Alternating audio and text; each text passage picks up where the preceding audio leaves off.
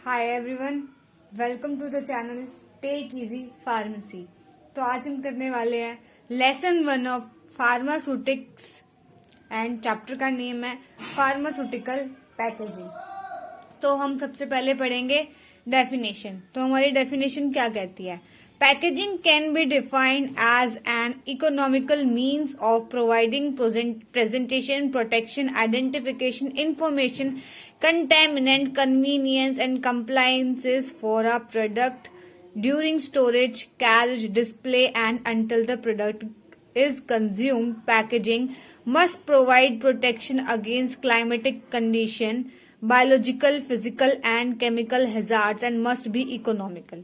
हमने इतना सब कुछ पढ़ा, इतने भारी भारी भयंकर भयंकर वर्ड्स पढ़े, तो इनका मीनिंग क्या है?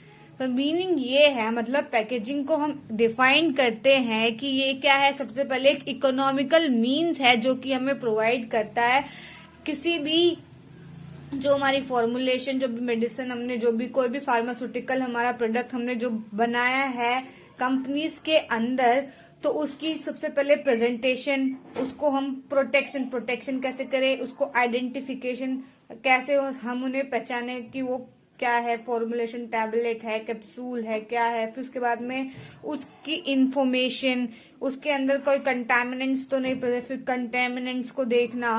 फिर उसके बाद में उसकी convenience, compliances for a product during storage, फिर उसकी स्टोरेज को देखना कि वो किस वे में उसको स्टोर करना आसान होगा, किस वे में उसको कैरी करना आसान होगा। फिर उसके बाद में display until the product is consumed, फिर जब तक हमें उस प्रोडक्ट को क्या करना पड़ेगा, देखना पड़ेगा, जब तक वो क्या ना हो जाए, कंज्यूम ना हो जाए किसी भी हमारे डिसीज पर्सन के द्वारा। ठीक है।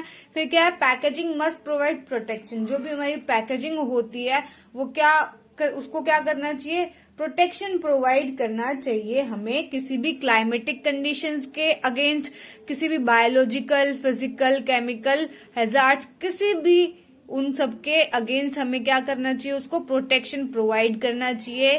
ठीक है। And must be economical. ये क्या होना चाहिए, इकोनॉमिकल होना चाहिए, मतलब हमारे बजट के अंदर होना चाहिए। अगर ज्यादा एक्सपेंसिव होगा तो हम उसे क्या अफोर्ड ही नहीं कर पाएंगे। ठीक है। The package must ensure adequate stability of the product through out the shelf life. और जो पैकेट को क्या करना चाहिए, इंश्योर करना चाहिए कि वो क्या हो, स्टेबल हो प्रोडक्ट, उसकी शेल्फ लाइफ और वो क्या हो, दोनों स्टेबल हो। ठीक है, थ्रू आउट द लाइफ। ठीक है। फिर उसके बाद में हमने कुछ आइडल क्वालिटीज लिखी है हमारे पैकेजिंग की। ठीक है। तो आइडियल क्वालिटीज क्या होती है एक फार्मास्यूटिकल पैकेजिंग की?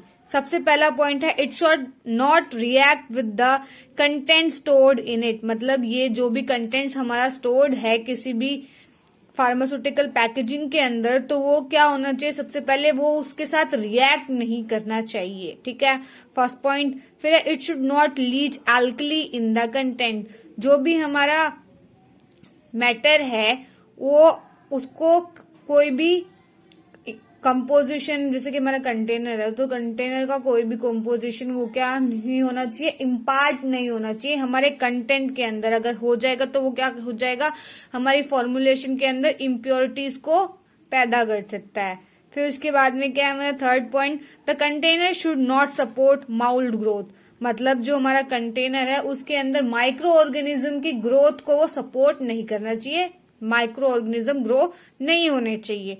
फिर उसके बाद में हमारा नेक्स्ट पॉइंट है, the container must bear the heat when it is to be sterilize. मतलब हमारा कंटेनर ऐसा होना चाहिए जो कि हीट को बियर कर ले, ताकि जब हम उसको स्टेरिलाइज, मतलब जब भी हम उस कंटेनर को क्या करें, स्टेरिलाइज करने की मतलब हीट करें, ताकि उसके स्टेरिलाइज मतलब जो भी बैक्टीरिया उसके अंदर प्रेजेंट है वो सारे मर जाए, इसलिए हम उसे हीट करते हैं। इस प्रोसेस के लिए उसको क्या करना चाहिए, हीट को बियर कर लेना चाहिए। मतलब अगर हम हीट करेंगे वो हीट को बियर ही नहीं कर पा रहा, वो कंटेनर पिघलता जा रहा है, तो क्या मतलब है ऐसे कंटेनर का, क्या मतलब है ऐसे फार्मास्यूटिकल पैकेजिंग का?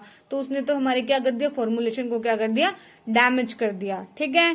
फिर उसके बाद में नेक्स्ट पॉइंट है, the contents of container should not absorb by the container. मतलब जो भी हमारा कंटेंट है कंटेनर का वो हमारे फॉर्मुलेशन के कंटेंट को एब्जॉर्ब ना कर ले। अगर एब्जॉर्ब कर लेगा तो भी हमारी जो फॉर्मुलेशन वो क्या हो जाएगी, खराब हो जाएगी। तो वो ऐसा नहीं होना चाहिए। फिर उसके बाद में जो भी हमारा कंटेनर है, container and closure should not be non toxic and non reactive. जो भी हमारा कंटेनर है और जो भी क्लोजर है वो क्या होना चाहिए, हमारे फॉर्मुलेशन के साथ नॉन टॉक्सिक होना चाहिए। मतलब वो रिएक्ट नहीं करना चाहिए। नॉन टॉक्सिक, और नॉन टॉक्सिक मतलब जहरीला नहीं हो। मतलब वो अगर रिएक्ट करके कोई ऐसा कंपाउंड बना लेगा जो कि हमारे हेल्थ के लिए हेजार्डियस होगा तो वो क्या हो जाएगा, टॉक्सिक हो जाएगा। ठीक है, और नॉन रिएक्टिव होना चाहिए। ठीक है, फिर उसके बाद में हमारे टाइप्स ऑफ पैकेजिंग, कैसे कैसे पैकेजिंग होती है, कितने टाइप्स की होती है, ये सब हम पढ़ेंगे। ठीक है, फिर सबसे पहले है हमारा प्राइमरी पैकेजिंग। पैकेजिंग तो सबसे पहले कितनी होती है, 3 टाइप की पैकेजिंग होती है। ठीक है, पहली है प्राइमरी पैकेजिंग, फिर सेकेंडरी पैकेजिंग, फिर टर्शियरी पैकेजिंग।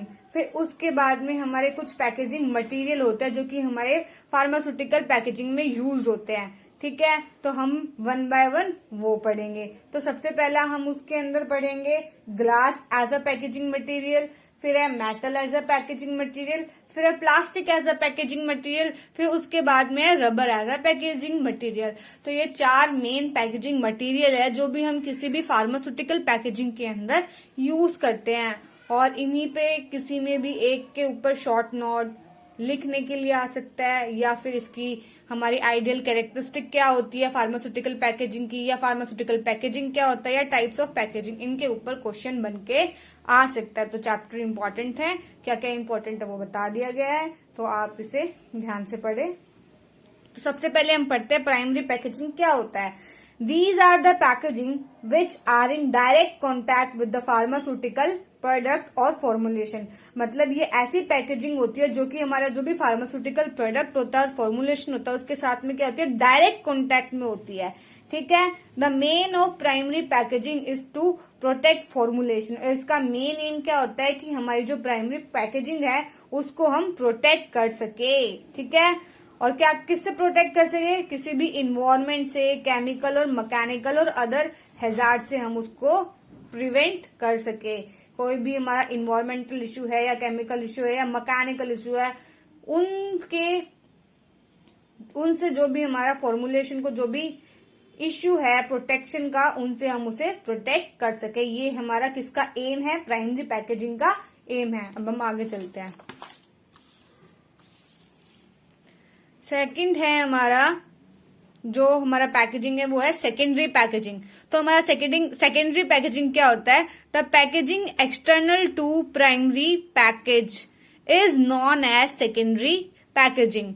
मतलब जो पैकेजिंग एक्सटर्नल होती है हमारी प्राइमरी पैकेजिंग से, उसको हम सेकेंडरी पैकेजिंग कहते हैं। मतलब कि प्राइमरी पैकेजिंग के ऊपर जो हम पैकेजिंग एक और लेयर आती है उसको हम क्या कहते हैं, secondary packaging. This packaging provide additional protection during warehousing. मतलब ये जो पैकेजिंग होती है वो एडिशनल प्रोटेक्शन हमें प्रोवाइड करती है ड्यूरिंग, मतलब उसको वेयर हाउसिंग मतलब स्टोर करने के बाद में, ट्रांसपोर्ट करने के बाद में हमें वो क्या करता है, एक एडिशनल प्रोटेक्शन प्रोवाइड करता है। And also provide information about drug product, और हमें जो इंफॉर्मेशन प्रोवाइड करता है जो भी हमारा ड्रग प्रोडक्ट होता है उसके बारे में। एग्जाम्पल लिया हमने लीफलेट्स आपने देखे होंगे, टैबलेट्स होते हैं, टैबलेट्स के बॉक्सेस होते हैं। तो बॉक्सेस क्या हो गया, वो उसने एडिशनल क्या की, उसको प्रोटेक्शन प्रोवाइड किया। और लीफलेट्स के ऊपर एक पूरी इन्फॉर्मेशन लिखी होती है ड्रग्स के ऊपर में, तो इसने क्या किया, ड्रग्स के इन्फॉर्मेशन को भी हमें प्रोवाइड किया। ठीक है, इसके 2 फंक्शन हो गए। फिर उसके बाद में आता है हमारा टर्शियरी पैकेजिंग। तो हमारा टर्शियरी पैकेजिंग क्या होता है, it is outer packaging of secondary packaging and prevent damage to the product. It is use for bulk handling and shipping. मतलब टर्शियरी पैकेजिंग ऐसी पैकेजिंग होती है जो सेकेंडरी पैकेजिंग पे की जाती है, और ये क्या करती है, हमें प्रिवेंट करती है डैमेज ऑफ द प्रोडक्ट, किसी भी प्रोडक्ट को डैमेज से बचाती है। ठीक है, और ये यूज होती है बल्क हैंडलिंग और शिपिंग में यूज होती है। तो इसका एग्जाम्पल क्या है, बैरल, कैरेट और कंटेनर एक्सेट्रा, ये क्या इसके एग्जाम्पल है टर्शियरी पैकेजिंग के। फिर उसके बाद में आते हैं हमारे कंपोनेंट्स ऑफ पैकेजिंग। तो क्या क्या कंपोनेंट्स होते हैं हमारे पैकेजिंग के अंदर। सबसे पहला होता है कंटेनर।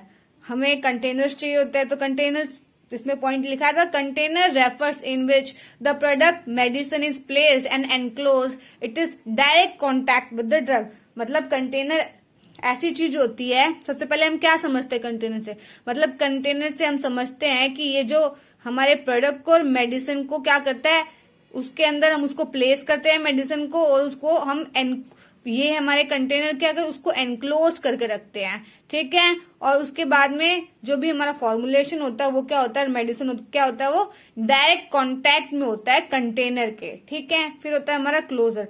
तो क्लोजर्स क्या होते हैं, it is tightly pack the container to exclude oxygen, ठीक है। ये क्या होते हैं, ये टाइटली पैक करते हैं हमारे कंटेनर को ताकि ये एक्सक्लूड कर सके ऑक्सीजन को, कार्बन डाइऑक्साइड को, मॉइस्चर को, और प्रिवेंट कर सके किसी भी वाटर लॉस को और volatile substance from the product. मतलब कोई भी वाटर लॉस ना हो, जो भी हमारा सब्सटेंस है और उसके अंदर जो भी वॉलेटाइल सब्सटेंस है वो भी इवेपोरेट ना हो, और वो किसी भी फॉरेन सब्सटेंस मतलब जो भी हमारे फॉर्मुलेशन को खराब कर सके, जो भी उसमें नहीं हमें जरूरत है तो वो उसको अंदर ना आने दे, और जो उसके अंदर प्रेजेंट है जो इम्पोर्टेंट है उस फॉर्मुलेशन को, उनको वो एग्जिट ना करने दे। ये मेन फंक्शन होता है क्लोजर का, ठीक है। फिर आते हैं हमारे कार्टन्स। तो कार्टन्स क्या होते हैं, which give secondary protection against mechanical and other environmental hazard. मतलब कार्टन्स ऐसे हमारे ये क्या करते हैं, सबसे पहले तो सेकेंडरी प्रोटेक्शन प्रोवाइड करते हैं किसके against, against mechanical and other environmental hazards, ठीक है। It is the outer covering, cartons are made up of wood, pulp etcetera. तो ये क्या होती है, आउटर कवरिंग होती है, और हमारे जो कार्टन्स होते हैं वो किससे मिलकर बने होते हैं, वुड पल्प से मिलकर बने हुए होते हैं। फिर आता है हमारा बॉक्सेस, ठीक है। In this packaging multiple products can be easily packed. इस पैकेजिंग के अंदर हम मल्टीपल प्रोडक्ट्स को इजीली पैक कर सकते हैं। It provide primary defence against external hazards. ये क्या करता है, हमें प्राइमरी डिफेंस प्रोवाइड करता है एक्सटर्नल हैजार्ड से। The box are made up of thick cardboard and wood. जो बॉक्सेस हमारे बने हुए होते हैं वो किससे मिलकर बने होते हैं, थिक कार्डबोर्ड से और वुड से मिलकर बने हुए होते हैं। तो ये हो गए हमारे, हमने क्या क्या पढ़ लिया। सबसे पहले हमने पढ़ा कि हमारा, देखो एक मिनट मैं नोट्स आपको शो कर देती हूँ। सबसे पहले हमने पढ़ा डेफिनेशन, फिर हमने पढ़े आइडियल क्वालिटीज क्या होती है हमारे फार्मास्यूटिकल पैकेजिंग की, फिर हमने पढ़ा टाइप्स ऑफ पैकेजिंग क्या होती है, primary packaging, secondary packaging, tertiary packaging. फिर उसके बाद में हमने पढ़ लिया कंपोनेंट्स। कंपोनेंट्स में हमने पढ़ लिए बॉक्सेस, कंटेनर्स, कैरेट, क्लोजर, ये हमने पढ़े हैं। अब हम पढ़ेंगे नेक्स्ट है हमारा ये टाइप्स ऑफ पैकेजिंग मटेरियल, ठीक है। तो हमारे टाइप्स ऑफ पैकेजिंग मटेरियल जैसे कि मैंने बताया था, ग्लास, प्लास्टिक, रबर और मेटल हमें पढ़ना है। तो सबसे पहला है हमारा glass.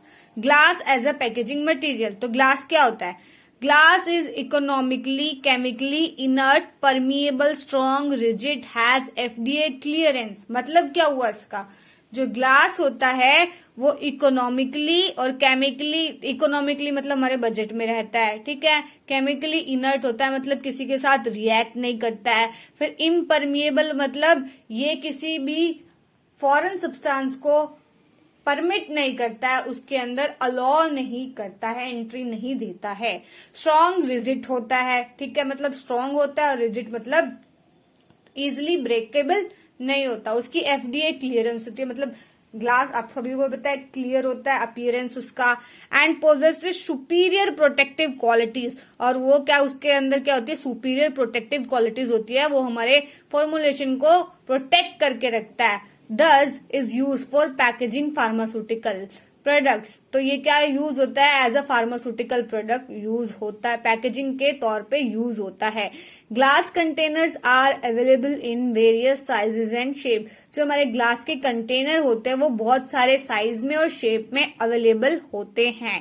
Glass does not deprecated with time. मतलब जो हमारा ग्लास होता है वो टाइम के बीत जाने पर खराब नहीं होता है, ठीक है। फिर आता है हमारा कंपोजिशन, कि हमारा ग्लास बनता कैसे है।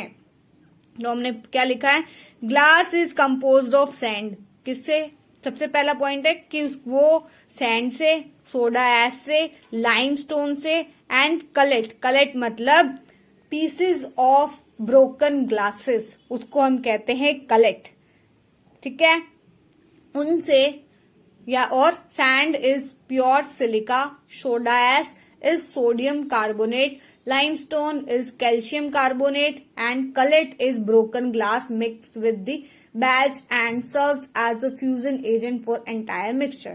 ठीक है, मतलब जो भी हमने यहाँ पे ये 3-4 पॉइंट लिखे थे उन्हीं को अब एक्सप्लेन किया गया कि ये क्या क्या होते हैं। देखो इन्होंने जैसे कि यहाँ पे लिखा था कलेट, जैसे कि मैंने बताया था कि ब्रोकन पीसेस होते हैं, तो वही इन्होंने यहाँ पे एक्सप्लेन किया है। लाइमस्टोन क्या होते हैं, ये सब क्या होते हैं, इन सबको कैल्शियम कार्बोनेट होता है, ये सब इनको एक्सप्लेन किया गया है इस पॉइंट के अंदर। इनसे मिलकर हमारा क्या होता है, ग्लास बना होता है। तो अब क्या है, glass composition varies and need to be adjusted superficially for different purposes. मतलब जो हमारी ग्लास की कंपोजिशन होती है वो वेरी करती है कि हमें किस टाइप का कंपोजिशन बनानी है, मतलब हार्ड बनानी है, कुछ सॉफ्ट बनानी है, क्या स्टोर करना है, उस हिसाब से डिपेंड करता है हमें ग्लास की कंपोजिशन को कैसा रखना है। ठीक है, फॉर डिफरेंट पर्पस। तो सबसे पहले ये क्या लिखा, silicon, aluminium, boron, sodium, potassium, calcium, magnesium, zinc and barium are the cations commonly found in pharmaceutical glass where white oxygen is the only anion। मतलब ये कुछ हमारे एलिमेंट्स है जो कि ग्लास मेकिंग में यूज होते हैं, जिसमें से ये सारे जितने भी हमने अभी नाम लिखे, aluminium, boron, sodium, potassium, calcium, oxygen, zinc, barium, ये सारे क्या है, कटायंस है। उन सब में से सिर्फ एक ही है अनायन, वो जो कि क्या है, ऑक्सीजन, जो कि यूज होता है फार्मास्यूटिकल पैकेजिंग में। सो ग्लास के अंदर as a packaging material use होता है। तो अब हमारे क्या है, types of glass. Types of glass क्या होते हैं, तो टाइप 1 क्या है हमारा, बोरोसिलिकेट। क्या है, बोरोसिलिकेट। तो बोरोसिलिकेट का क्या होता है, रेजिस्टेंट टू केमिकल सब्सटेंसेस। ये क्या होता है, रेजिस्टेंट होता है हमारे केमिकल सब्सटेंसेस से। एग्जांपल है इसका पायरेक्स और बोरोसिल, और यूज है इसका लेबोरेटरी ग्लास एपरेटस को बनाने में ये यूज होता है। फिर आता है हमारा टाइप 2 ग्लासेस। टाइप 2 ग्लासेस में क्या है, ट्रीटेड सोडा लाइम ग्लास, जो कि सोडा लाइम से जिसको हम ट्रीट करते हैं, इस ऐसे टाइप ऑफ ग्लासेस। तो इन क्या है ये, the surface of glass is resistance to attack by water for a period of time. जो भी इनका सरफेस होता है ग्लास का, रेजिस्टेंस होता है, जब भी कोई भी हमारा वाटर होता है वो अटैक करता है फॉर लॉन्ग टाइम, उससे क्या होता है, रेजिस्टेंस प्रोवाइड करते हैं ऐसे टाइप ऑफ ग्लास। और यूज होता है इनका फॉर एल्कली सेंसिटिव प्रोडक्ट, जो भी हमारे एल्कली सेंसिटिव प्रोडक्ट होता है उनके अगेंस्ट ये यूज होते हैं। ठीक है, फिर आता है हमारा type 3 regular soda lime glass. ठीक है, रेगुलर सोडा लाइम ग्लास क्या होता है, flake separate easily many cracks due to sudden change of temperature. मतलब फ्लीक्स क्या होती है, फ्लीक्स क्या होती है, स्मॉल पार्टिकल्स। क्या होते हैं, स्मॉल पार्टिकल ऑफ ग्लास जो कि सेपरेट हो जाते हैं इजिली, और जिसके अंदर क्या होता है, many cracks due to sudden change of temperature, जिसके अंदर क्या होता है, सडन टेम्परेचर की वजह से क्रैक्स प्रेजेंट हो जाते हैं। और इसका यूज क्या होता है कि ये टॉपिकल यूज होता है इसका, और ओरल यूज होता है। फिर उसके बाद में आते हैं हमारे एनपी और नॉन पेरेंटल ग्लास और न्यूट्रल ग्लास। तो ये क्या होता है, they are softer and can be easily moulded. ये सॉफ्टर होता है, इजिली मोल्डेड हो जाते हैं। और ये यूज है इनका लार्ज ट्रांसफ्यूजन बॉटल्स बनाने में ये यूज किए जाते हैं। फिर उसके बाद है हमारा एडवांटेज। एडवांटेज क्या होती है हमारी ग्लास की, तो advantage of glass as a packaging material. तो फर्स्ट है हमारी advantage, it is very hard. ये क्या होता है, बहुत हार्ड होता है, हार्ड। फिर दूसरा है हमारा केमिकली रेजिस्टेंस। केमिकली रेजिस्टेंट होता है, किसी के साथ रिएक्ट नहीं करता है। तो ये क्या है, एक इसकी एडवांटेज। फिर क्या है, structure is less rigid so low melting point. इसका स्ट्रक्चर क्या होता है, लेस रिजिड होता है, तो क्या है, इसका मेल्टिंग पॉइंट क्या होता है, लो होता है। ठीक है, it has superior protective qualities. इसके पास बहुत सारी सुपीरियर मतलब अच्छी प्रोटेक्टिव क्वालिटीज है जो कि हमारे एक फार्मास्यूटिकल पैकेजिंग के लिए चाहिए हमें। ठीक है, coloured bottles also available, provide protection like green coloured bottles provide protection against IR rays. मतलब हमें कलर्ड बॉटल्स भी अवेलेबल है ग्लास में जो कि हमें एडिशनल प्रोटेक्शन प्रोवाइड करती है, जैसे कि ग्रीन कलर की बॉटल्स हमें IR मतलब इंफ्रारेड रेज से प्रोटेक्ट करती है। ठीक है, फिर क्या है, it can be easily clean. ये क्या होते हैं, इजिली क्लीन हो जाते हैं। Transparent glass allow visual inspection of the product. जो भी ट्रांसपेरेंट ग्लास होते हैं उनकी हेल्प से हम इजिली देख सकते हैं उसके अंदर क्या है, और इंस्पेक्शन मतलब पता लगा सकते हैं, डिटरमाइन कर सकते हैं। ठीक है, उसके अंदर क्या हमने स्टोर कर रखा है। It does not deteriorate with age. ये एज के साथ, टाइम के साथ खराब नहीं होता है। फिर उसके बाद है डिसएडवांटेज। इसके कुछ डिसएडवांटेजेस भी है, मतलब किसी के अगर एडवांटेज है तो डिसएडवांटेज भी होंगे। तो इसके डिसएडवांटेज क्या है, it is of fragile and brittle in nature. ये क्या होता है, फ्रिजाइल होता है और ब्रिटल इन नेचर मतलब इजिली ब्रेकेबल है।